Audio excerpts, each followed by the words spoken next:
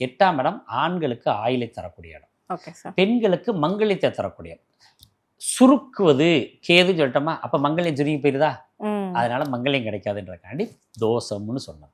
Okay.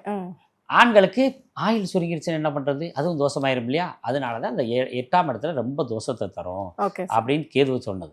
இதே சமயத்தில் 8ஆம் வீடு வந்து சுபரோட வீடாக இருந்தால் கட்டாயம் தோஷம் உண்டு. ஆனால் அசுபரோட வீடாக இருந்தால் இவங்களுக்கு தோஷமே தராது, அதிர்ஷ்டத்தை தந்துடும். திடீர் அதிர்ஷ்டம் பூரா ராகு கேது தான் கொடுக்குறது. அதனால் 8ஆம் இடத்துல ரொம்ப கவனமாக பார்க்கணும். இருந்தாலும் அந்த தோஷத்தை கொஞ்சம் தரக்கூடிய வாய்ப்பு கேதுக்கு உண்டு.